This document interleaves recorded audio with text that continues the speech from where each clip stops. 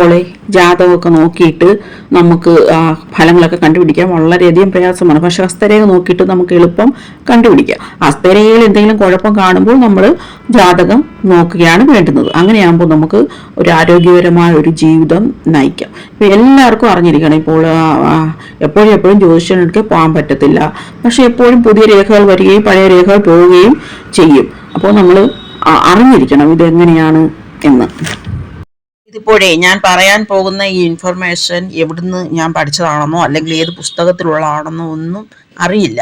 നമ്മൾ ഈ കുറേ നാളത്തെ എക്സ്പീരിയൻസ് കൊണ്ട് പറയുന്നതാണ്. കുറേ ഇങ്ങനെ റെഫർ ചെയ്തപ്പോൾ എവിടെയും ഇത് കണ്ടില്ല. പക്ഷേ ഞാൻ ഹസ്തരേഖ നോക്കിയിരുന്ന കാലത്ത് ഇങ്ങനെ കണ്ടുപിടിച്ച് കൊടുത്തിട്ടുണ്ട് ഓരോരുത്തർക്കും. ഇത് കൂടുതൽ നമ്മൾ എന്തെങ്കിലും ബ്രേക്കോ ദീപോ അല്ലെങ്കിൽ ഈ ഹൃദയരേഖ ചെയിൻ പോലെ കാണുകയോ അല്ലെങ്കിൽ ഹൃദയരേഖ ചെറുതായിരിക്കുകയോ ഒക്കെ ചെയ്യുമ്പോൾ പെട്ടെന്ന് കയറി നമ്മളങ്ങ് ഒരു ഹൃദയത്തിന് തകരാറ് അങ്ങനെയൊന്നും പറയരുത്. അത് തലവേദനയുടെ ലക്ഷണമാകാം, സ്ട്രെസ് എൻ്റെ ലക്ഷണമാകാം. ഇവർക്ക് ചിലരാണ് ഭയങ്കര സെൻസിറ്റീവ് ആയിരിക്കും. അവർക്ക് പെട്ടെന്ന് തന്നെ എല്ലാം കാര്യത്തിലും അവരിങ്ങനെ ഓരോരോ വിഷമിച്ചുകൊണ്ടിരിക്കും. അങ്ങനെയുള്ളതാകാം. പിന്നെ ഒരു സ്വഭാവത്തിൽ ഒരു ഇച്ചിരി വ്യത്യാസം, ചിലപ്പോൾ കടുംപിടുത്തം. നല്ല ഹൃദയരേഖയാണെങ്കിൽ നല്ല എല്ലാവരോടും നല്ലതുപോലെ പെരുമാറുന്ന, നല്ല സ്വാർത്ഥതയില്ലാത്ത ഒരു സ്വഭാവമായിരിക്കും. നല്ല ഹൃദയത്തിനുടമ അങ്ങനെയൊക്കെ പറയില്ലേ, അങ്ങനെയായിരിക്കും. ഈ ഹൃദയരേഖയിൽ ഇങ്ങനെ തൂവല് പോലെ ഇങ്ങനെയൊക്കെ കാണുന്നുള്ള കുഴപ്പമെന്ന് പറഞ്ഞാൽ ആദ്യം തൂവല് പോലെ എല്ലാ കുഞ്ഞുങ്ങൾ ബഹളമൊക്കെ ഉണ്ടാക്കത്തില്ലേ, അതുകൊണ്ട് കാണും.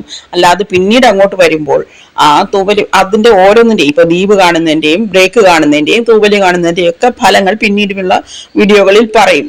നേരത്തെ കുറച്ച് ഇട്ടിട്ടുണ്ട്, അതും കൂടി ഒന്ന് നോക്കിക്കോണേ. മാതാപിതാക്കളെ അനുസരിക്കാതിരിക്കുക, മറ്റുള്ളവരോട് ഇച്ചിരി സ്വാർത്ഥത കാണിക്കുക അല്ലെങ്കിൽ സ്വാർത്ഥമായിട്ട് പെരുമാറുക, മനസ്സിന് അല്പം അത്ര സ്മൂത്തായിട്ടല്ല, മനസ്സിൽ രഹസ്യങ്ങൾ വെച്ചുകൊണ്ട് പുറമേ കാണിക്കുക.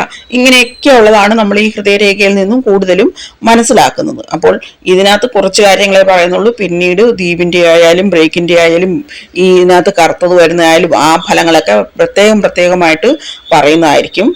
കുടുംബത്തോടൊരകൽച്ച അല്ലെങ്കിൽ ഒരു സ്വഭാവത്തിൽ ഒരു വ്യത്യാസങ്ങൾ അല്ലെങ്കിൽ ഇമോഷണൽ ബ്രേക്ക് ഡൗൺ, ഇതൊക്കെ എങ്ങനെയൊക്കെ ഉണ്ടാകാം. പിന്നെ ഈ ഹൃദയരേഖ ഇങ്ങനെ തെളിഞ്ഞല്ലാതിരിക്കുമ്പോൾ മിക്കവാറും കയ്യിലൊക്കെ ഒത്തിരി അങ്ങ് തെളിയത്തില്ല ചിലരുടെയൊക്കെ കയ്യിൽ. അന്നേരം അവർക്ക് അങ്ങനെയാണെന്ന് കരുതരുത്. എന്നാലും നമ്മൾ ടെസ്റ്റുകൾ ചെയ്യുന്നതൊക്കെ നല്ലതായിരിക്കത്തില്ലേ. അതുപോലെ ബ്രേക്ക് കാണുമ്പം ആ ഏജിലാണെങ്കിൽ നമ്മൾ BP ഒക്കെ ഒന്ന് ചെക്ക് ചെയ്യുന്നത് നല്ലതല്ലേ.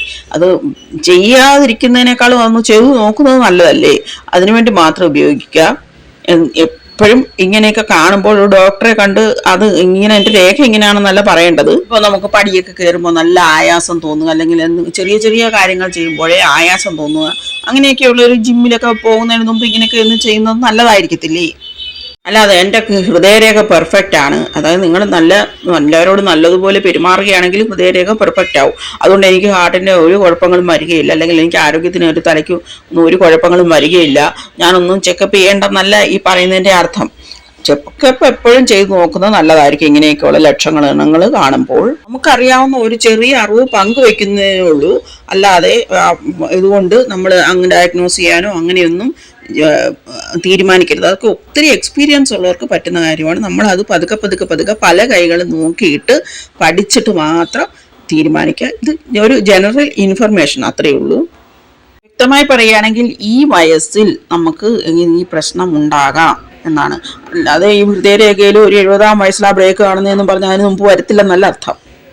ഈ ഹാർട്ടിൻ്റെ ഈ കുഴപ്പങ്ങൾ കൊണ്ട് ഒരുപാട് പ്രശ്നങ്ങളൊക്കെ വരുന്നില്ലേ, കുഞ്ഞുങ്ങൾക്ക് പോലും വരുന്നു. അപ്പോൾ നമുക്ക് അതെങ്ങനെ കണ്ടുപിടിക്കാന്ന് വെച്ചാൽ നമ്മൾ ഈ ഹൃദയരേഖ നോക്കിയിട്ട് കണ്ടുപിടിക്കുക. ഇങ്ങനെ സ്ട്രെയിറ്റ് ആയിട്ടിരിക്കുന്ന ഒരു ഹൃദയരേഖയാണെന്ന് വെച്ചോ, അപ്പോൾ അതിന് നമുക്ക് പറയാം ആരോഗ്യമുള്ള ഒരു ഹൃദയരേഖ.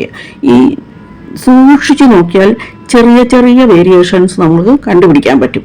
ആ വയസ്സിൽ നമുക്ക് അസുഖങ്ങൾ വരാനുള്ള സാധ്യതയുണ്ട്.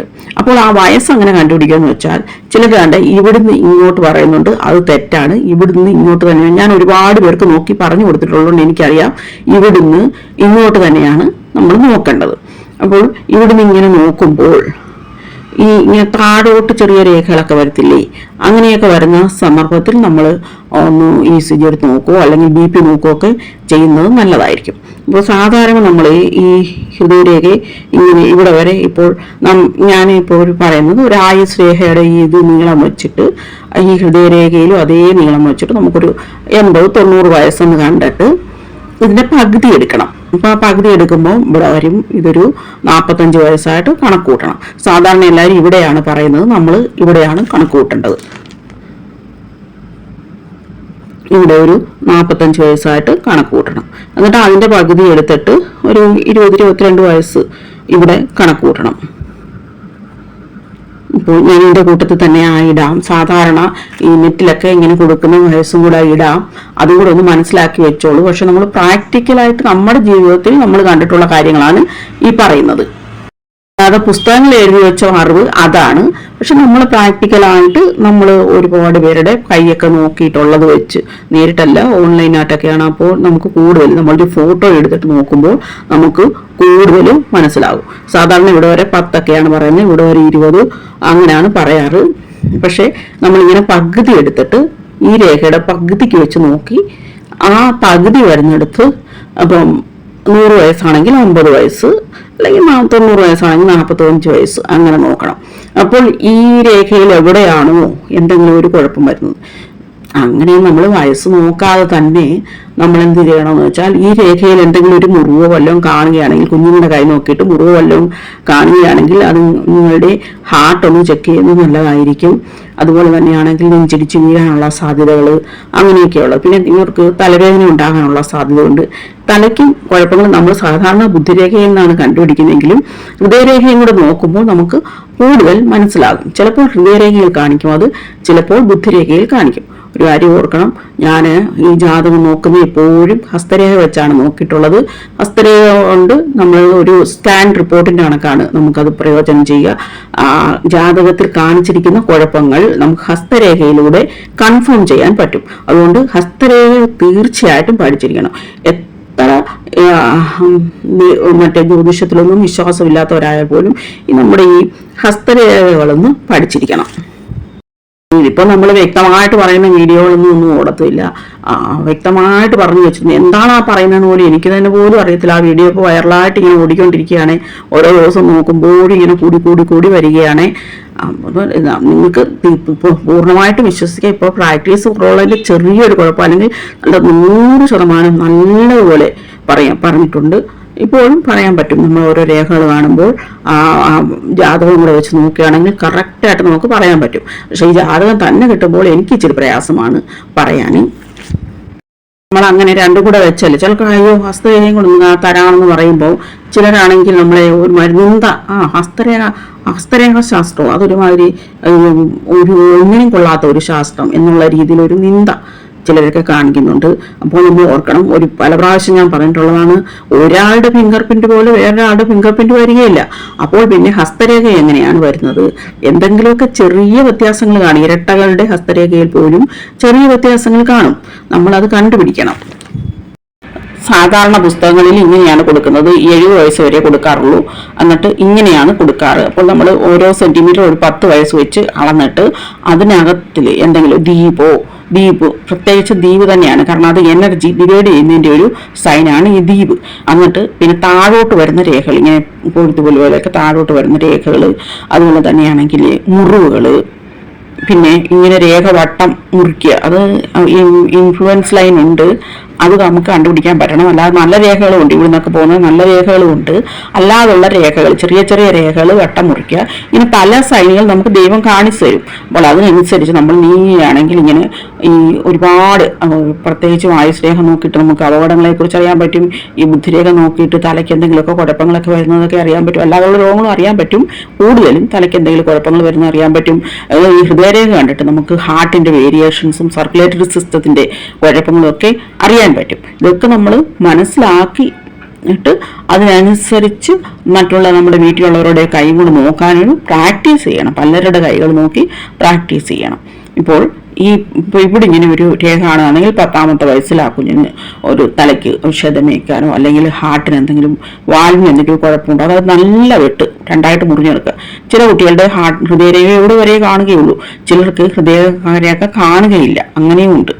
അപ്പോൾ ആ ഹൃദയരേഖയും ബുദ്ധിരേഖയും കൂടെ ഒന്നിച്ചിരിക്കുന്ന സിമിയൻ ലൈനിന്റെ ഫലങ്ങൾ നേരത്തെ ഒരു വീഡിയോയിൽ പറഞ്ഞിട്ടുണ്ട്, അതൊന്ന് നോക്കിക്കോണേ. എന്നിട്ട് ഹൃദയരേഖ പിന്നീട് ചിലർക്ക് ഇത്രയുള്ള ഹൃദയരേഖ പിന്നീട് നല്ലതായിട്ട് ഡെവലപ്പ് ചെയ്തതായിട്ടും കണ്ടിട്ടുണ്ട്. അപ്പോൾ അവർ അത് വലിയ വലിയ കുഴപ്പങ്ങളിൽ നിന്ന് രക്ഷപ്പെട്ടിട്ടാണ്. അതുകൊണ്ട് നമ്മൾ എന്ത് ചെയ്യണമെന്ന് വെച്ചാൽ ഇങ്ങനെ ഹൃദയരേഖയുള്ള കുഞ്ഞുങ്ങളുടെ കൈകളിൽ ആ ഹൃദയരേഖ നേരെ ആവുന്നുണ്ടോ, അല്ലെങ്കിൽ അവർക്ക് അതിനനുസരിച്ചുള്ള ആഹാരങ്ങളും അതുപോലെ ഒത്തിരി അങ്ങ് കഠിനമായിട്ട് ഇപ്പോൾ ഇങ്ങനെ ജിമ്മിലൊക്കെ ഇങ്ങനെ ഭയങ്കര കഠിനമായിട്ടുള്ള എക്സസൈസ് ഒക്കെ ഇല്ലേ, അതൊക്കെ ചെയ്യുന്നത് ഒഴിവാക്കണമെന്ന് നമ്മൾ പറയണം. എന്നിട്ട് ഹാർട്ടിൻ്റെ ആരോഗ്യം നോക്കാൻ പറ്റുമല്ലോ നമുക്ക്.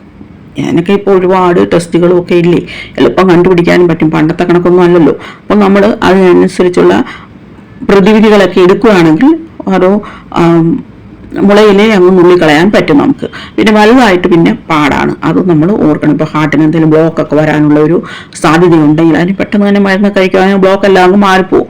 അല്ലെങ്കിൽ മുദ്രയോഗങ്ങളൊക്കെ ഉണ്ട് ഹാർട്ടിൻ്റെ ആരോഗ്യത്തിന്, ഇങ്ങനെയൊക്കെയുള്ള ഒരു മുദ്രയോഗങ്ങളൊക്കെ ചെയ്യുന്നത് നല്ലതായിരിക്കും. പിന്നെ അങ്ങനെ കാണുവാണെങ്കിൽ മൃത്യുഞ്ജയ ഹോമം, അമ്പലങ്ങളിലൊക്കെ മൃത്യുഞ്ജയ ജപം നടത്തുന്നതൊക്കെ നല്ലതാണ്. എല്ലാം പ്രതിവിധികളുണ്ട്. അപ്പോൾ ഇങ്ങനെ കാണുമ്പോഴേ നമ്മൾ പേടിക്കരുത്. അപ്പോഴും നമ്മൾ ജാതകം എടുത്തിട്ട് ദശാകാലം നോക്കണം, എന്തെങ്കിലും വരാൻ സാധ്യതയുള്ള ദശാകാലമാണോ, ആണെങ്കിൽ അപ്പോഴേ പ്രതിവിധി എടുക്കണം.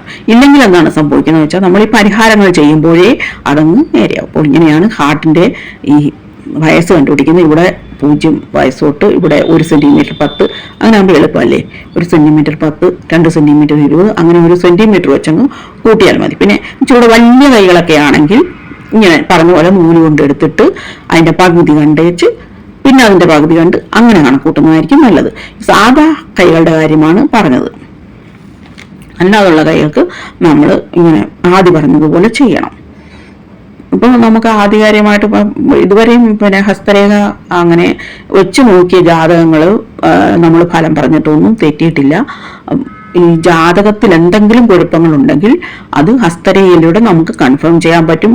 ആദ്യം പ്രതിവിധികൾ ചെയ്യുമ്പോൾ നമുക്കറിയാൻ പറ്റും, ഹസ്തരേഖയിൽ അത് കാണിച്ചിരിക്കും. മുറിവുണ്ടെങ്കിൽ അതങ്ങ് അടഞ്ഞിട്ട്, അല്ലെങ്കിൽ ഹൃദയരേഖ ചെറുതാണെങ്കിൽ അതങ്ങ് വലുതായി പോവും. യഥാർത്ഥത്തിൽ നല്ല ഒരു ജ്യോതിഷിയെ കാണുമ്പോൾ അദ്ദേഹത്തിന്റെ മനസ്സിൽ ഇങ്ങനെ വരത്തില്ലേ പെട്ടെന്ന്, അയ്യോ ഇങ്ങനൊരു കുഴപ്പമുണ്ടല്ലോ, അങ്ങനൊരു അലാഹം വന്നു കഴിയുമ്പോൾ തന്നെ ചിലപ്പോൾ നമ്മുടെ ഈ പ്രശ്നങ്ങൾ അങ്ങ് സോൾവ് ആയി പോകും. അങ്ങനെയുണ്ട് ആരുടെങ്കിലും അങ്ങനെ. ഇപ്പൊ നന്ദികേശ്വരനോട് അമ്പലത്തിൽ ചെന്ന് പറയുന്ന പോലെ നല്ലൊരു ജ്യോതിഷിയോട് ചെന്ന്, നല്ല ജ്യോതിഷി അത് ഇമ്പോർട്ടൻ്റ് ആണ്. അല്ലാതെ ഇങ്ങനെ പണം ഉണ്ടാക്കാൻ വേണ്ടി ഇത് പഠിക്കുന്നവരുടെ കാര്യമല്ല പറഞ്ഞത്. അവരോട് ചെന്ന് പറയുമ്പോൾ നമ്മുടെ ആ പ്രശ്നം അങ്ങ് മാറിപ്പോകും. ഓ നമഃ ശിവായ.